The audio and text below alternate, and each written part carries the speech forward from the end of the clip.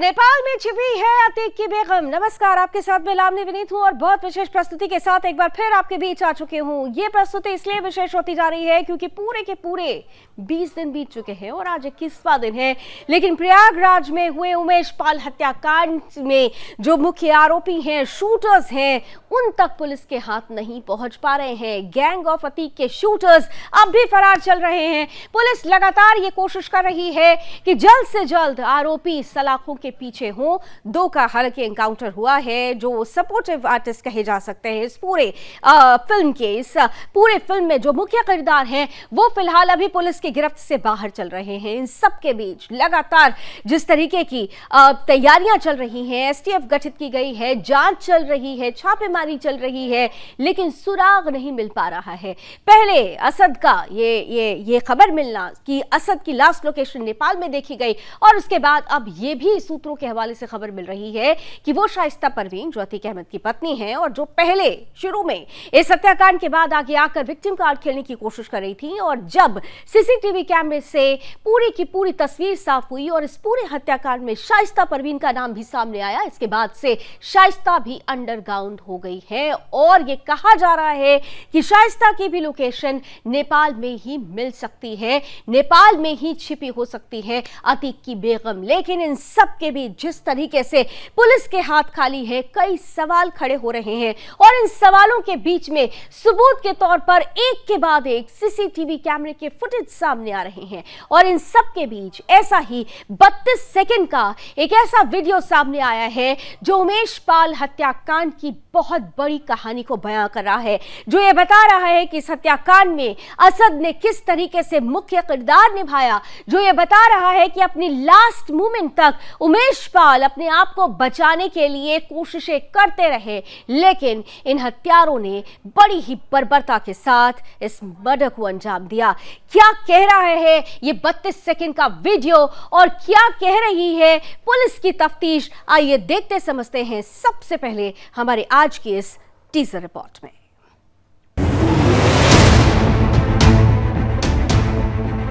उमेश पाल हत्याकांड का 21वां दिन है। सीसीटीवी फुटेज से पुलिस ने शूटर्स की पहचान तो कर ली है, लेकिन अभी तक पुलिस के हाथ खाली हैं। फरार आरोपियों पर 5-5 लाख का इनाम भी घोषित कर दिया गया। तमाम दबिशों और सर्च ऑपरेशन के बावजूद पुलिस अभी तक आरोपियों तक नहीं पहुंच पाई है। अब उमेश पाल शूटआउट का एक और सीसीटीवी फुटेज सामने आया है। 32 सेकंड का ये वीडियो उमेश पाल के घर की गली का है। इस सीसीटीवी फुटेज में गोली लगने से घायल उमेश पाल माफिया अतीक अहमद के बेटे असद से जूझते हुए नजर आ रहा है। वीडियो में साफ तौर पर देखा जा सकता है कि गोली लगने के बाद उमेश जान बचाने के लिए घर की तरफ भागता है, लेकिन असद और उसका शूटर वहां भी उमेश के ऊपर गोलियां बरसाते हैं। उधर शूटआउट में शामिल गुड्डू मुस्लिम और असद की लास्ट लोकेशन नेपाल में मिली है। एसटीएफ ने नेपाल पुलिस से संपर्क भी साधा है, लेकिन सवाल ये उठता है कि आखिर कैसे आरोपी नेपाल तक पहुंच गए। इस पूरे मामले की मास्टरमाइंड शाइस्ता पहले तो विक्टिम कार्ड खेलती रही, अपने शौहर की हत्या की आशंका की मुनादी करती रही, लेकिन जैसे ही सीसीटीवी फुटेज से लेडी डॉन शाइस्ता की सच्चाई सामने आई, उसके बाद वो रफू चक्कर हो गई और पुलिस बंगले झांकती रही। ये पुलिस की काहली नहीं तो और क्या है कि लेडी डॉन पहले खुलेआम घूमती रही और फिर बड़े ही खुफिया तरीके से गायब भी हो गई। और चौंकाने वाली बात यह है कि अभी तक उसकी लोकेशन भी नहीं मिली है। हेमंत श्रीवास्तव के साथ ब्यूरो रिपोर्ट, सुदर्शन न्यूज। तो 21 दिन हो चुका है, 21वां दिन है आज। उमेश पाल हत्याकांड में अभी भी पुलिस के हाथ खाली है, लेकिन अगर कुछ सामने आ रहा है तो वो अलग अलग तरीके के सीसीटीवी फुटेज सामने आ रहे हैं। इन सब के बीच 32 सेकंड का एक वीडियो सोशल मीडिया पर खूब वायरल हो रहा है। सीसीटीवी ये वो वीडियो है जो बता रहा है कि उमेश पाल की किस बर्बरता के साथ हत्या की गई, और ये हत्या कोई अचानक से की गई हत्या नहीं, पूरा वेल प्लान्ड एग्जीक्यूशन के साथ इस मर्डर को अंजाम दिया गया। 32 सेकंड का वो वीडियो एक एक बार फिर से आपके सामने रखना चाहते हैं, जो इस पूरे हत्याकांड की एक बड़ी कड़ी साबित हो सकता है, जिसमें स्पष्ट रूप से देखा जा सकता है कि अतीक अहमद का बेटा असद अहमद किस तरीके से उमेश पाल पर बर्बरता के साथ गोलियां चलाता हुआ नजर आ रहा है। 32 सेकंड के इस वीडियो में स्पष्ट रूप से देखा जा सकता है कि उमेश पाल लास्ट मोमेंट तक अपने आप को बचाने के लिए किस तरीके से इनसे जूझते हुए नजर आते हैं। जरा स्क्रीन पर लेकर आए वो वीडियो जो स्पष्ट रूप से बता रहा है कि उमेश पाल के लिए ये कितना टफ टाइम था। देखिए, दरअसल ये वो गली है, इस गली को क्रॉस करते ही उमेश पाल का घर आता है। वो अपने घर जाने के लिए बाहर, पहले बाहर जब उनको गोलियां लगती है, जो पहला वीडियो सामने आया था, देश के सामने आया था, उसके बाद वो गली की तरफ भागते हैं। ये वही गली है जहां से उमेश पाल भागते हुए नजर आते हैं, लेकिन पीछे पीछे एक शख्स से दौड़ता है। वो शख्स जो कैप में और काले कोट में नजर आ रहा है, दरअसल ये असद अहमद है, अतीक अहमद का वो बेटा, जिसने उमेश पाल पर आखिरी गोलियां बरसाई, जिसके बाद उमेश पाल ने दम तोड़ दिया। इन सब के बीच राघवेंद्र जो गनर है उमेश पाल का, वो भी यहां पर भागते हुए ये देखिए नजर आ रहे हैं। और इसके बाद गुड्डू मुस्लिम जो लगातार बमबारी कर रहा था, गुड्डू मुस्लिम ने ही राघवेंद्र पर बम फेंका और इसके बाद अब राघवेंद्र घायल हो जाते हैं और अंततः उनकी मृत्यु हो जाती है। तो यह 32 सेकंड का वो वीडियो है जो स्पष्ट कर देता है कि किस तरीके से उमेश पाल की हत्या की गई। उमेश पाल आखिरी दम तक अपने आप को बचाने की कोशिश करते रहे, लेकिन अपराधियों ने ताबड़तोड़ गोलियां बरसाकर उमेश पाल को मौत के घाट उतार दिया। इस वीडियो को हम आपके सामने बार बार रखते रहेंगे, लेकिन इन सब के बीच आइए हमारे साथ आज के दो विशेष अतिथि जुड़ चुके हैं। आज के पैनल में सुब्रत त्रिपाठी जी हैं, जो फॉर्मर डीजीपी हैं यूपी से। मैं सीधे उनके पास चलती हूं और स्वागत है सुब्रत जी आपका, और साथ ही साथ वरिष्ठ पत्रकार पवन दुबे जी भी है। पवन जी, आपका भी बहुत बहुत स्वागत। लेकिन सुब्रत सर, आपके साथ शुरुआत करते हुए कि आखिर ये सारी चीजें, आई थिंक सुब्रत त्रिपाठी जी अभी हमारे साथ नहीं है, पवन जी हमारे साथ जुड़े हुए हैं। पवन दुबे जी वरिष्ठ पत्रकार हैं। पवन जी, क्योंकि आप प्रयागराज से हैं और एक एक अतीक अहमद की का जो जराइम का जो साम्राज्य है उसको बारीकता से समझते हैं। अतीक अहमद भले ही साबरमती जेल में बंद है, लेकिन एक मैसेज तो सीधे तौर पर दिया जा चुका है कि वो जेल के अंदर हो या जेल के बाहर हो, दबदबा अब भी कायम है, मशीनरी को अब भी वही चुनौती है। पवन जी। सरकारें तो वही है जो पिछले 6 साल से थी, आज भी वही सरकार है। सबसे बड़ा सिस्टम कितना कारगर होता है इसको रोकने के लिए। ये देखा जाए कि ये सिस्टम कहीं कहीं पूरी तरह से फेलियर है। और हमारे यहाँ प्रयागराज के लिए कोई पहली घटना नहीं है। हमारे यहाँ 5 बड़ी घटनाएं हो चुकी है। जवाहर पंडित हत्याकांड, बड़े माफिया थे, शराब के बड़े व्यवसायी थे। 13 अगस्त 1996 में हमारे यहाँ AK-47 पहली बार चली थी। संत ज्ञानेश्वर हत्याकांड हुआ था 2006 में हड़िया क्रॉसिंग के पास। राजूपाल हत्याकांड, जिसमें अतीक अहमद, उनके भाई अशरफ का नाम आया था, 2005 25 जनवरी को। एक सिपाही अशोक पांडे दिन दहाड़े सिविल लाइन में बम से उड़ा दिया गया था। उसके बाद उमेश पाल हत्याकांड। पहली बात हम लोगों के लिए कोई बड़ी बात नहीं है इलाहाबाद के लिए। दूसरी बात, इस तरह की घटनाएं हो रही हैं और जो सरकार पिछले 6 साल से है, सीधा हम सिस्टम पे सवाल उठाते हैं। अतीक, अशरफ, अफजाल, या जो सब सिस्टम की देन है, सिस्टम से हट के नहीं है। कहीं कहीं सिस्टम सपोर्ट कर रहा उससे। जहां तक आप अतीक अहमद के बारे में जानते हैं, कौशाम्बी यहीं से 10 किलोमीटर दूर है। एक मामूली तांगे वाले के बेटे फिरोज, हाजी फिरोज के लड़के अतीक अहमद थे। 17 साल में पहली बार इन्होंने क्राइम किया खुलदाबाद थाने में। मोहम्मद गुलाम हत्याकांड के बाद अतीक का नाम आगे आया जी।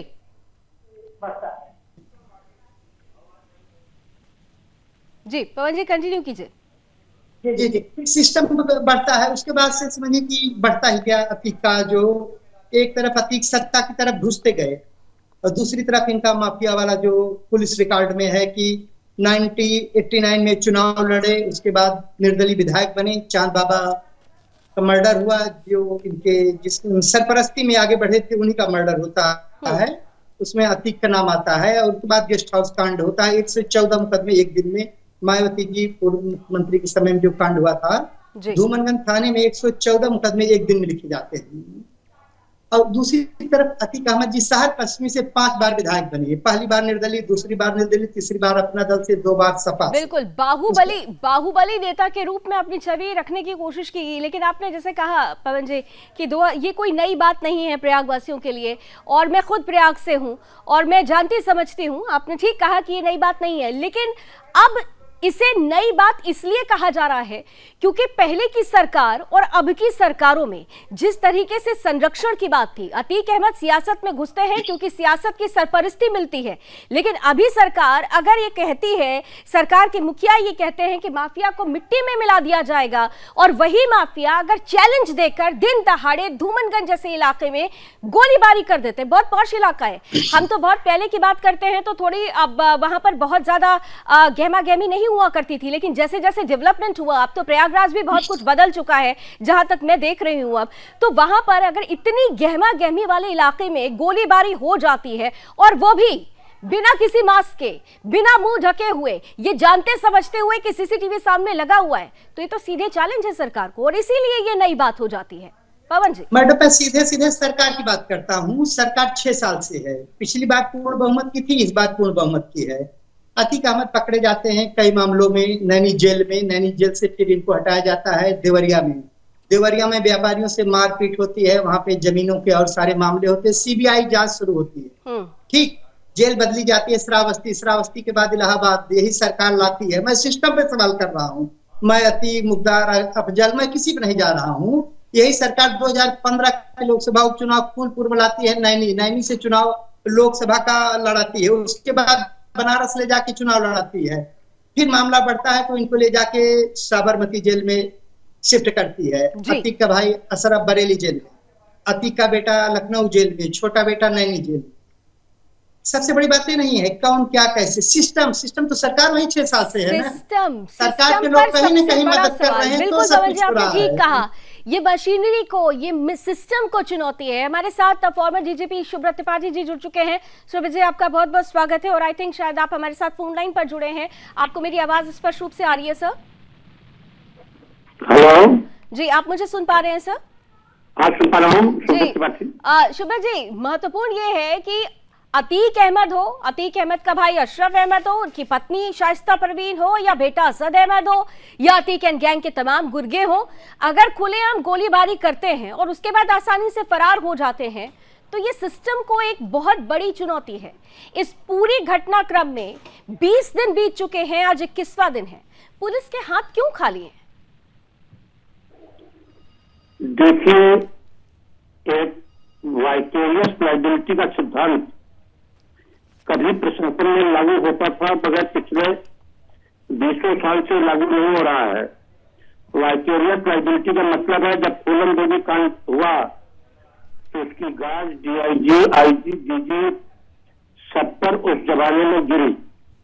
एक रिवाज था कि आप बताइए, एक जेल में हुआ कि बांदा जेल में मुख्तार अंसारी को फैसिलिटी मिल रही है, देवरिया जेल में अतीक को मिली, क्या नाम है, चित्रकूट जेल में इसके बेटे ने पूरा क्या सुविधाएं थी देखा लोगों ने, बरेली जेल में दरबार चल रहा था।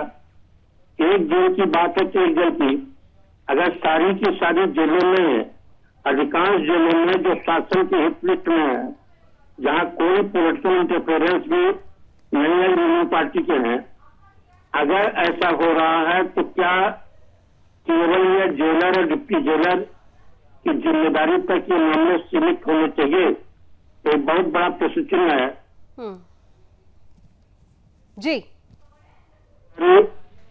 वरिष्ठ अधिकारियों पर लाई जाती है कि आखिर जेल का प्रशासन कैसा चल रहा है, कि एक जेल में हो गया, बाई चांस हो गया, 2 जेल में हो गया, 3 जेल में हो गया, बांदा, चित्रकूट, देवरिया, बरेली, पूरा पश्चिम, उत्तर, दक्षिण, हर जगह घर जैसे। नहीं, बिल्कुल आपने ठीक कहा। तब तो फिर जो मैनुअल है, जेल मैनुअल है, जो व्यवस्था है, उस व्यवस्था में केवल अगर जेल मशीनरी पर ही सवाल खड़े किए जाए तो ये आधा अधूरा होगा। ये संपूर्ण सिस्टम ही इसके लिए जिम्मेदार है। लेकिन सवाल ये है कि बीच बीच में, सुब्रत जी जरा आप ये भी समझाइएगा, क्योंकि अक्सर ये देखा जाता है कि अब औचक निरीक्षण होता है और बहुत सारे मोबाइल फोन्स मिलते हैं, बहुत सारी ऐसी अवैध चीजें मिलती हैं जिसको लेने के जिसे सामने रखकर ये कहा जाता है कि देखिए निरीक्षण तो हो रहा है, हम निरीक्षण करने की हम नजर तो रख रहे हैं, फिर भी अगर ऐसी चीजें हो जाती है तो वो लूप होल कौन सा है जिसकी वजह से जेल में बैठा हुआ माफिया पूरी तरीके से अपनी व्यवस्था को चला रहा है, अपने गैंग को ऑपरेट कर रहा है, जेल में बैठकर फिरौती मांगता है, बाहर हत्या करवा देता है। लूप होल कहां रह जा रहा है फिर?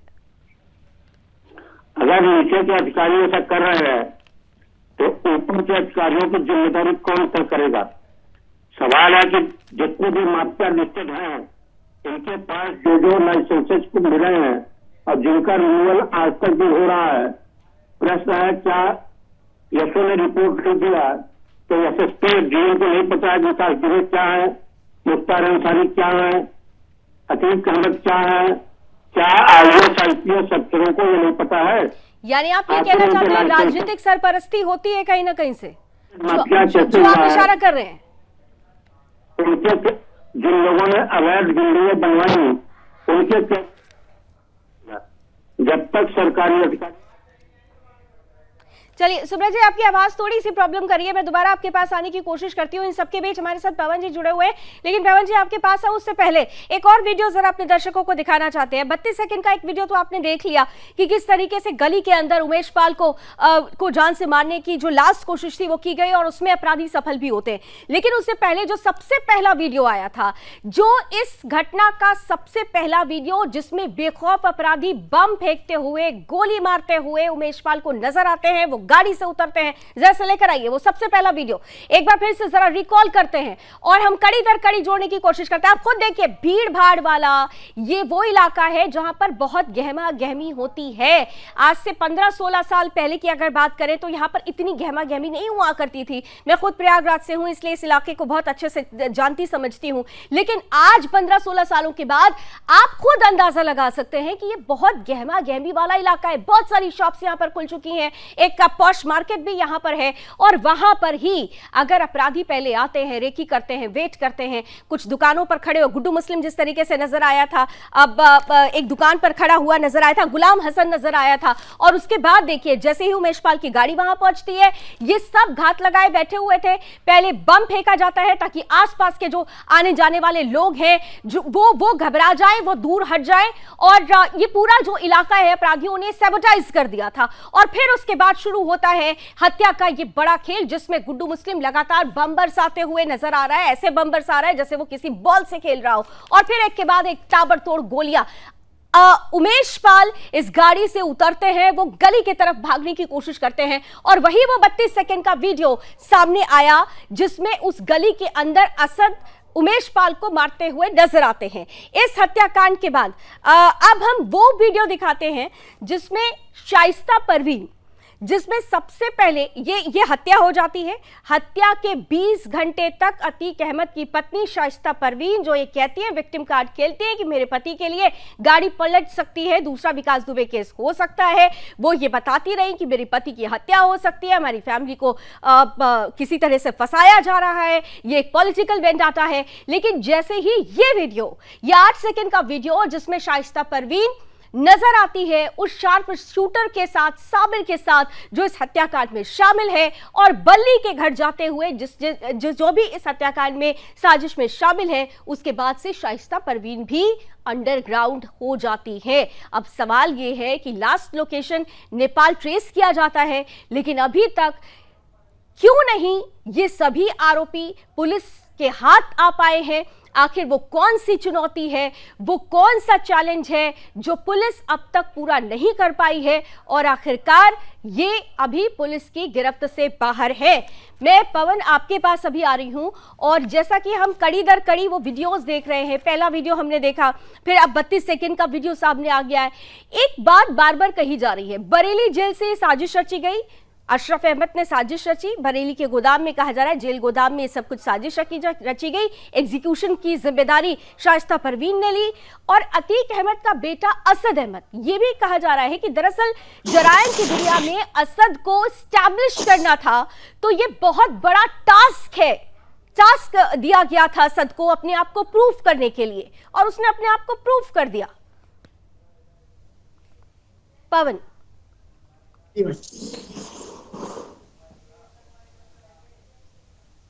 जी, पवन जी आप सबसे बड़ी बात है सबसे बड़ी बात है मैडम, जिस क्षेत्र में घटना हुई है हमारे यहाँ सबसे सेंसिटिव क्षेत्र है।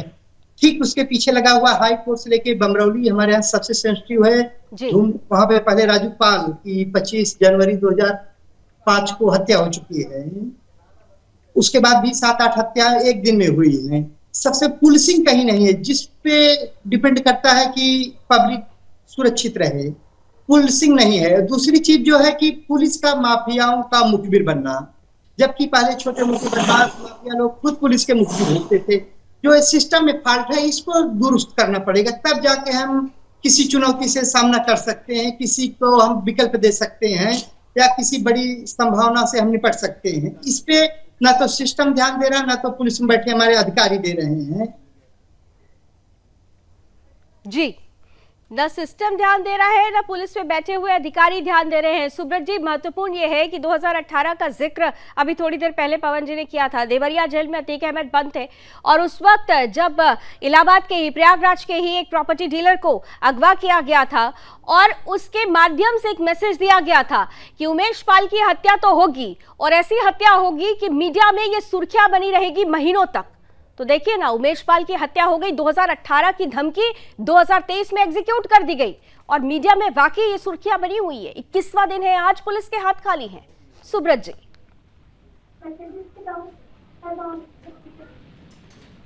सुब्रत जी, बिना किसी प्रशासनिक संरक्षण के कोई भी माफिया वर्क नहीं कर सकता। कोई भी विकास दुबे की गोली तब चलती है जब उसके थाने का थानाध्यक्ष उसके दरबार में सुविधा करता है। किसी भी माफिया को एक जेल हुई, दूसरी जेल हुई, तीसरी जेल हुई, बाधा हुआ, टिपकूट हुआ, बरेली हुआ, देवरिया हुआ, हर जेल में जहां कहीं वह जा रहा है, कोई भी माफिया वहां वह मनचाही सफलता कर पा रहा है, मनचाही सुविधा पा रहा है, तो क्या इसके लिए खाली जेलर और जेल सुप्रिंटेंडेंट होती है या इसके लिए सिस्टम के और वरिष्ठ अधिकारी के लिए बैठा गया है। एक फूलमगिरी कांड हुआ था, नरेश कुमार वर्मा तक वे आईजीपी डीजीपी वाला काम संभालता था, उनकी तक जिम्मेदारी फिक्स की गई थी। आईजी रेंज की, आईजी जोन की, डीआईजी रेंज तक की जिम्मेदारी फिक्स हुई थी कि कैसे जबकि फूलमगिरी बॉम्बे में क्या करने जा रही है, ऊपर के अधिकारी कोई सपना नहीं देख रहे थे। सुब्रत जी, एक बहुत महत्वपूर्ण, क्योंकि आप फॉर्मर डीजीपी रहे हैं और इसीलिए मैं आपसे एक बड़ा महत्वपूर्ण सवाल पूछ रही हूँ। सवाल थोड़ा तीखा है लेकिन इस सवाल का प्रासंगिक होना बनता है। क्या आप ये मानते हैं कि जो सीनियर ऑफिसर्स होते हैं, जो बहुत ऑनेस्ट होते हैं, नोबेल होते हैं, उन पर भी किसी ना किसी तरीके का दबाव रहता है, पॉलिटिकल क्या कोई दबाव रहता है, जब ऐसे माफिया, ऐसे सियासतदान जो अपने आप को दबंग कहते हैं और अगर वो जेल की सलाखों के पीछे हैं, तो क्या कुछ ऑनेस्ट ऑफिसर्स पर भी राजनीतिक दबाव होता है कि उनको हर तरीके का एक अच्छा इकोसिस्टम दिया जाए? देखिए, राजनीतिक दबाव कौन चीज है? भ्रष्टाचार का दबाव जो है राजनीतिक दबाव से कहीं भारी होता है। मैं चैलेंज करता हूं कि कोई आदमी खाली एक कसम खा ले कि एक पैसे घूस नहीं देगा, एक विधायक या सांसद सुबह से शाम तक पैरवी की करे, थाने से लेकर डीएम तक कहीं पर वो देन लेन न करे, अब उसकी लाइसेंस बनवाने में छक्के छूट जाएंगे, जो कि जेन्युइन लाइसेंस है, जिसको हाईकोर्ट उसका अधिकार मानता है। एक एक आपराधिक इतिहास वालों के लाइसेंस बने हुए हैं, दूसरे जिलों से बनवाए हुए लाइसेंस जुर्म में लोग घूम रहे हैं। ये आखिर कैसे हो रहा है? कहीं पर इसके लिए जिस आरोप में एमएलए और एमपी तक जेल चले गए हैं, उन आरोपों को छुटभइये लिए घूम रहे हैं। मध्यम श्रेणी के अपराधी तक गैर जीवन बने लाइसेंस जब हथियारों को खुल्लम खुल्ला लेके घूम रहे हैं, लाइसेंस के सहित घूम रहे हैं, जबकि अपराध है ऐसा लाइसेंस बनना भी। इसकी जिम्मेदारी कब तय होगी?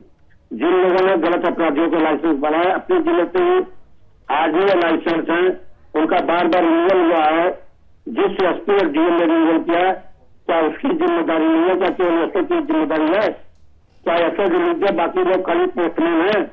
क्या किसी को एसओ को बताने की जाने हुआ कि अतीक अहमद क्या है, मुख्तार अंसारी क्या है, विकास दुबे क्या है? क्या इसके लिए किसी के कोई मोहताज है, कोई बताएगा तब जानेगा?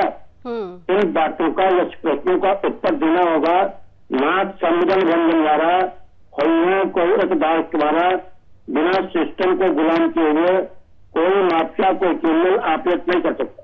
बिल्कुल, सिस्टम को एक तरह से कहा जाए तो इन्होंने गुलाम बना लिया है। और देखिए ये एक बार जरा फिर से जरा ये फैमिली ट्री देखिए, लेके आइए आप स्क्रीन पर। उमेश पाल हत्याकांड से जुड़ी हुई आज हम बात कर रहे हैं। 20 दिन बीत चुके हैं, 21वां दिन है, लेकिन पुलिस के हाथ खाली हैं। ये किस तरीके से किरदार, जो महत्वपूर्ण किरदार है, बरेली जेल में अतीक अहमद का भाई अशरत अहमद बंद है। ये कहा जा रहा है, ये खुलासा हुआ है कि बरेली जेल से ही इस हत्याकांड की पूरी साजिश रची जाती है। अतीक अहमद जो कि पूरी तरीके से इस बारे में जानकारी लेता रहता है, साबरमती जेल में बंद है।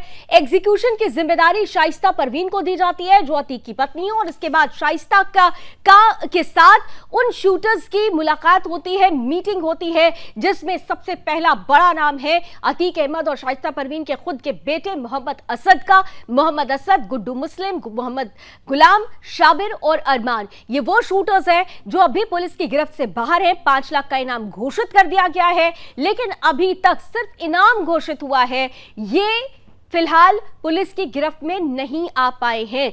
सबसे बड़ा सवाल यह है कि जिस तरीके से इस पूरे हत्याकांड को अंजाम दिया गया है, एक मैसेज देने की कोशिश है। दिन दहाड़े इस हत्याकांड को अंजाम दिया जाता है।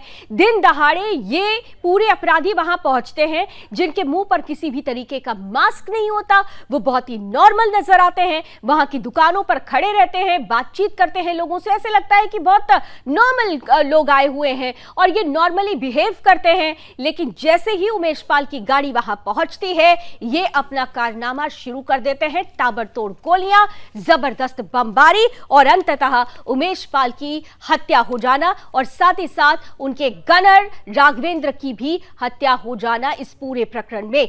मैं एक बार फिर से पवन आपके पास आ रही हूं। पवन द्विवेदी जी जो वरिष्ठ पत्रकार हैं, खुद प्रयागराज से हैं। पवन द्विवेदी जी, एक मुझे याद आया, राजू पाल हत्याकांड के समय में अतीक अहमद का नाम जब सामने आया था तो उस वक्त बहुत सारे पॉलिटिकल रिएक्शंस आए थे।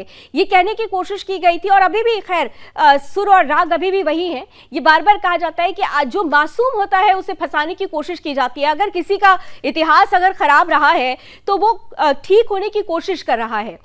और राजू पाल हत्याकांड में भी ऐसे रिएक्शंस आए थे, मासूम बताने की कोशिश की गई थी, लेकिन ढाक के 3 बात स्थिति रही। और आज उसी राजू पाल हत्या के कांड के बाद उमेश पाल की हत्या हो जाना, अतीक का दबदबा क्या और बढ़ा हुआ पेश होता है, या फिर अभी लगता है कि नहीं, वो जेल के अंदर है और ये सब कुछ असद का किया धरा है? सबसे बड़ी बात है, ये तो सिस्टम पे बहुत बड़ा सवाल है। सब कुछ जेल में है, हर आदमी जेल में है, उसके बाद इतनी बड़ा कांडो भी नेशनल हाईवे इलाहाबाद और कानपुर हाईवे पे होता है। करीब 20 मिनट तक ट्रैफिक को रोक के जिस तरह से गोलियां बम चलते हैं, खुद बहुत बड़ा सवाल है अपने आप में।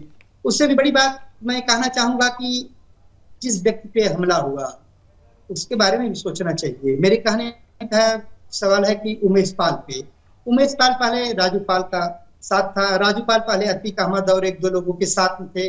चुनाव जीतने के बाद राजू पाल अतीक अहमद से अलग होते हैं। राजू पाल के साथ उमेश पाल आते हैं। उमेश पाल राजू पाल के मर्डर के बाद अलग होते हैं। अभी एक पूजा पाल जी का बयान आया था, जिस दिन वो शोक व्यक्त करने गई थी। उन्होंने कहा कि मैंने उमेश पाल के घर में अतीक अहमद के शूटर कम्मो जावेद को देखा। पूजा पाल जी का है जी। सबसे बड़ी बात है कि भाई हमें दोनों एक ही हाथ से ताली नहीं बजाएंगे, दोनों हाथ से बजाएंगे। कहीं कहीं सिस्टम में क्या था, क्या हुआ, क्या नहीं हुआ, जो है सामने है। उमेश पाल पे भी उंगली उठ रही है।